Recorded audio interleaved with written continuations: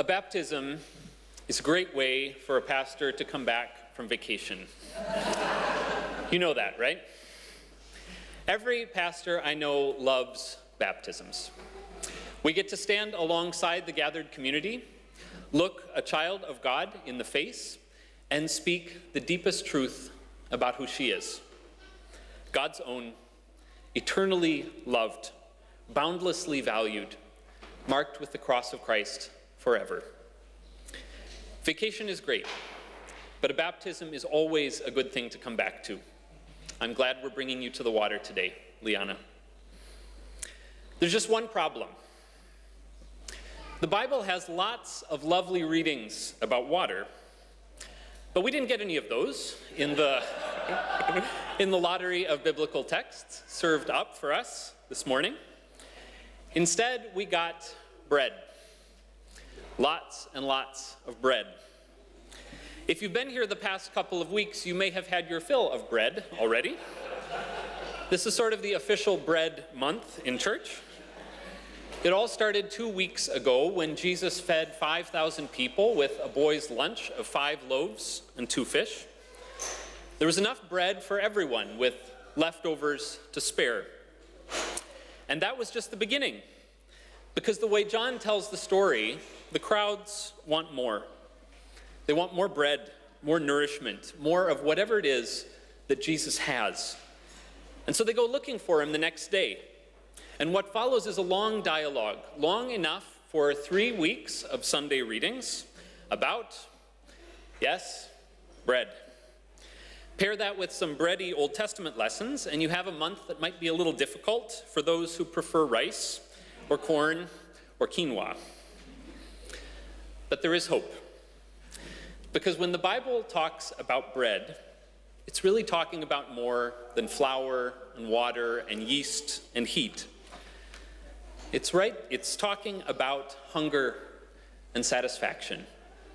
It's right there in the prayer that we speak every Sunday. When Jesus teaches his disciples to pray for their daily bread, we understand that he really means everything they need for their well-being, everything we need for health and nourishment and life. So it's good to keep that in mind as we drop back into the Gospel of John today. Bread is always about more than just bread. That becomes clear when you hear Jesus' words at the start of our reading. I am the bread of life. Whoever comes to me will never be hungry. Whoever believes in me will never thirst. Hold on, Jesus. I hear the folks at the back of the crowd mumbling. We were here to talk about that picnic you had yesterday, where you fed everyone with that little bit of food. Remember that? Could we talk a little more about that? Because now you're saying you're the bread. Did we miss something here? Jesus has just taken the conversation to a new level. The people are there initially to talk about yesterday's bread, but what Jesus really wants to talk about is today's hunger. People are rarely at their best when they are hungry. I'm guessing you know what I mean. Just think of how you feel when you accidentally wake up late one morning and run out of the house without eating breakfast, or when you miss lunch without meaning to.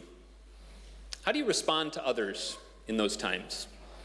How do you respond to stress? In my house, we forget this sometimes. We notice that everyone is crabby and short-tempered and at one another's throats, and then someone will point out that we should have had lunch an hour ago. It's often an easy fix.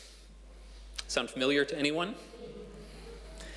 The Bible tells us that Esau was once so hungry that he was willing to trade his inheritance, his right to take on his father's whole household, in exchange for a bowl of lentils. It was maybe the worst trade ever, but that's what hunger can do to you. It can eat you up, narrow your focus to that one immediate need so that you don't take in the wider picture, so that you don't see beyond the cries of your belly. And Jesus wants to talk about hunger. I'm the bread of life, he says. Whoever comes to me will never be hungry. You may not realize it, Jesus says to that unsuspecting crowd here, but you are hungry in more ways than just one. You're hungry in a big way, and I have what you need. In fact, I am what you need. It's a pretty bold statement to make. You can understand why people might have been taken aback a little by these words, why they might have grumbled a little bit in our reading. So what is it exactly that the people are hungry for? What need is it that Jesus claims he can fulfill? There's a term for that, and it's right here in our passage. Eternal life. I don't know how you hear those words or what they signify for you, what they bring up. Many of us grew up hearing eternal life as being synonymous with heaven. Like, now we've got this finite life, but if we make the cut when we die, then we get that eternal life. That common understanding is so pervasive, it can be hard to hear anything at all else in those words. But listen to what Jesus says right here in our reading today. Very truly I tell you, whoever believes has eternal life. Not will someday have, not might one day be rewarded with if you're lucky. Whoever believes, whoever trusts in me has eternal life, has life that is full and free and graceful and true. Here. Now. You may not know how to name that hunger, Jesus says. Maybe you've never actually thought very much about it at all. Maybe you've tried to keep it quiet by buying things you don't really need, or by getting into relationships that aren't really good for you, or by collecting academic degrees, or by drinking too much, or by moving restlessly from one job or partner or city to another. Maybe you have never known what to call it, but I know that you are hungry for life that is full and true. And I am here to tell you that it's yours and that it's free. We're not our best when we are hungry. Jesus knows that. And so this is what he offers us. Himself. Bread for that deep hunger. That hunger for acceptance and forgiveness and love that is really hunger for life. Come to me and taste eternal life, he says. Trust in me and be filled. Years ago, a mentor introduced me to Ray Bradbury's novel, Dandelion Wine, and I have finally been reading it this summer. It's a book about a 12-year-old boy named Douglas Spalding, who's growing up in a small town in Illinois in the Midwestern United States. And it begins on the first day of summer that year for him, a day that is both ordinary and totally amazing. Douglas woke up feeling that something was different about this particular day. He couldn't describe it exactly, but it felt like something was coming for him, like a presence was there just beyond his reach that he was aware of but couldn't quite touch. It stayed there, tracking him as he had breakfast and as he headed out with his father and his brother to go into the woods. It was there, still out of reach, as they picked berries and dropped them into big buckets. Closer and closer it came until he and his brother got to wrestling, and he ended up flat on his back with light sparkling through the trees above him. And suddenly he knew what it was that had been after him as he lay there panting in the grass. This is from the book now. Douglas opened one eye, and everything, absolutely everything was there. The world, like a great iris of an even more gigantic eye, which also had just opened and stretched out to encompass everything, stared back at him. And he knew what it was that had leaped upon him to stay and would not run away now. I'm alive, he thought. The grass whispered under his body. He put his arm down, feeling the fuzz on it, and far away below his toes creaking in his shoes. The wind slipped bright over the glassy round of his eyeballs like images sparked in a crystal sphere. Flowers were sun and fiery spots of sky strewn through the woodland. Birds flickered like skipped stones across the vast inverted pond of heaven. His breath raked over his teeth, going in ice, coming out fire.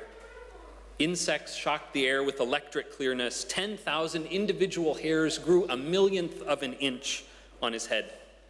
He heard the twin hearts beating in each ear, the third heart beating in his throat, the two hearts throbbing in his wrist, the real heart pounding in his chest.